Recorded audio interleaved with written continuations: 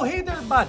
Didn't notice you there. Welcome back to the Canadian North and another episode of the Luff Bros on the new paddleboarding channel. This time featuring a delicious double-double.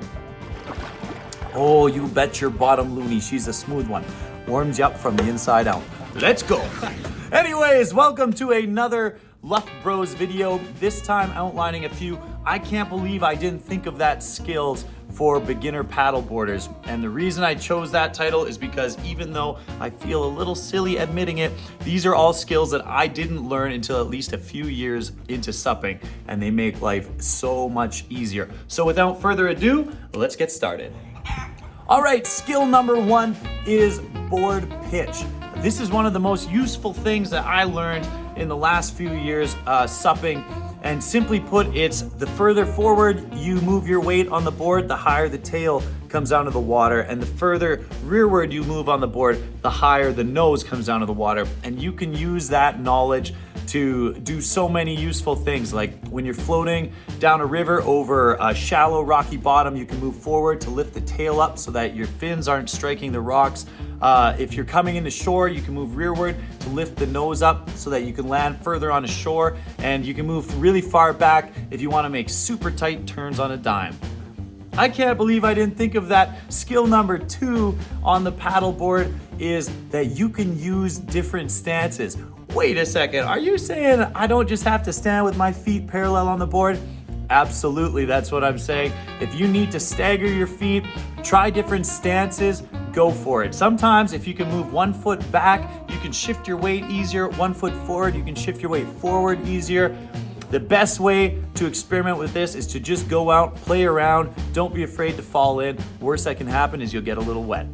Skill number three, when you're launching the SUP, use your newly found knowledge of board pitch to make it super easy, especially if you're going into a river. You can place the nose of the board on the ground, the tail in the water, as long as it's deep enough to clear the fins.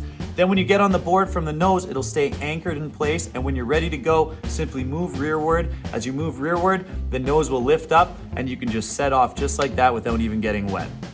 Skill number four, this is also super simple and utilizes board pitch, but when you're landing the SUP on shore, move rearward as long as the water's deep enough to get the nose high off the water.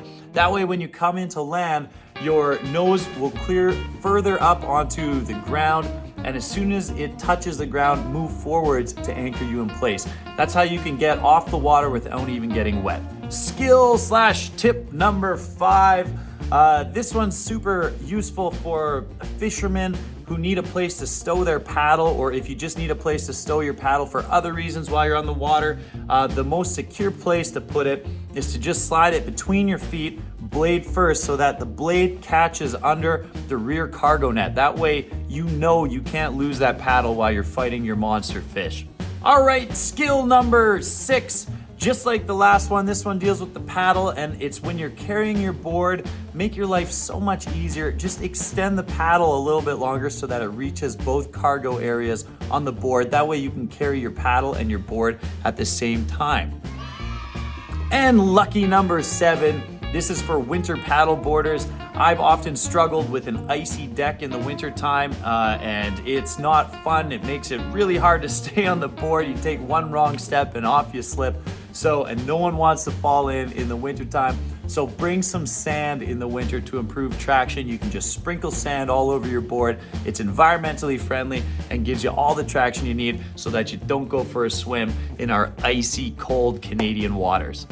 Okay there, bud. Those are all the lessons I got for you today. And I gotta be honest, I'm no advanced expert paddler myself. So hey, if you got suggestions or things that you could teach me, of course, drop a comment below and we can learn from each other. Thanks a lot for visiting, folks. Be sure to like and subscribe, and we'll see you next time.